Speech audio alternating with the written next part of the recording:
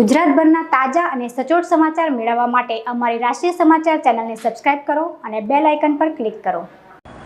દેશભરમાં સ્વચ્છતા અભિયાન ચલાવવામાં આવી રહ્યું છે અને સુરત શહેર સ્વચ્છતામાં સૌથી અગ્રેસરનું શહેર બની ગયું છે।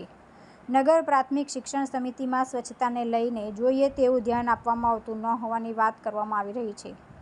શાળાના આસપાસના વિસ્તારમાં ચોમાસાના કારણે ગંદકી જોવા મળી રહી છે, તો કેટલીક એવી શાળાઓ પણ છે કે જે જર્જરી સ્થિતિમાં છે અને શાળાની અંદર પણ પાણી ગળતર થઈ રહ્યું છે। શાળાની આસપાસ પણ કાદવ કીચડ હોવાના કારણે બાળકો જ્યારે શાળામાં આવે છે ત્યારે સ્વાભાવિક રીતે જ શાળાના વર્ગખંડમાં પણ સ્વચ્છતાને લઈને ચોકસાઈ રાખવાની જરૂર છે। વિપક્ષ સભ્ય રાકેશ હિરપરાએ જણાવ્યું કે નગર પ્રાથમિક શિક્ષણ સમિતિની શાળાઓમાં સ્વચ્છતા પ્રત્યે ઉદાસીનતા જોવા મળી રહી છે। વરસાદના કારણે જે ગંદકી છે તેને લીધે બાળકો પણ મુશ્કેલીમાં મુકાયા છે। શાળાની અંદર પણ યોગ્ય રીતે સાફ સફાઈ ઉપર ધ્યાન આપવામાં આવતું નથી। કેટલીક એવી શાળાઓમાં પોતે મુલાકાત લઈને જોયું છે ત્યારે મારું માનવું પડ્યું છે કે શાળામાં ગંદકી વધુ છે। આજની સામાન્ય સભામાં મુખ્યત્વે કયા પ્રશ્નો રજૂઆત? આજની સામાન્ય સભામાં આમ તો પેલા શિક્ષકો જે વિદેશ ગયા છે એના વિશે ચર્ચા હતી। સારા પ્રવેશોત્સવ જે ધામધૂમથી મનાવ્યો અને સૌ પ્રથમ 1,86,000 બાળકોને જે પ્રવેશ મળ્યો, આમ તો ગયા વખતે 1,85,000 બાળકો હતા, આ વખતે 1,86,000, એ અંગે ચર્ચા થઈ અને દરેક સભ્યોએ જે પ્રવેશોત્સવમાં ભાગ લીધો એ વિશે ચર્ચા કરવામાં આવી। રાકેશભાઈ હિરપરાના સૂચનો બી આવકાર્ય છે। અમે એના માટે તો પ્રયત્ન ઘણા વખતથી ચાલુ જ છે અને એ જે સવાલ કરે છે એમાં વિષય પર અમે ઘણા સમયથી કામ ચાલુ કરી દીધું છે।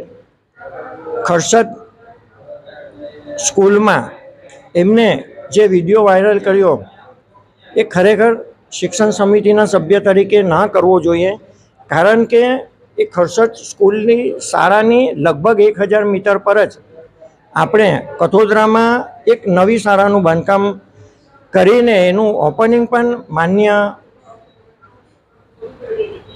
શિક્ષણ મંત્રી પ્રફુલભાઈ પાનસેરિયા અને પ્રભુભાઈ વસાવાના હસ્તક કર્યું છે અને ત્યાં પણ 1,500 બાળકો પ્રવેશ મેળવી શકે એવી ફેસિલિટી વ્યવસ્થા ઊભી કરી છે।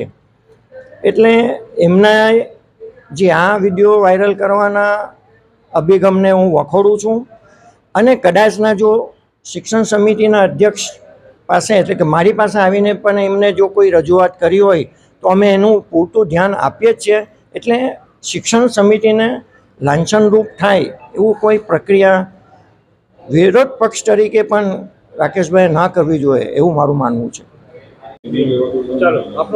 મારું નામ રાકેશ હિરપરા, નેતા વિપક્ષ નગર પ્રાથમિક શિક્ષણ સમિતિ। સામાન્ય સભામાં ઘણા બધા પ્રશ્નો હતા, પણ મુખ્ય પ્રાણ પ્રશ્ન હતો વરસાદની સિઝન ચાલી રહી છે અને બાળકોને વરસાદને કારણે જે બાળકો શિક્ષકો આ શાળા ચલાવવામાં જે અગવડતા પડી રહી છે એના મુદ્દે હતા। અલગ અલગ વિસ્તારની શાળાઓમાં અલગ અલગ પ્રકારના પ્રશ્નો છે।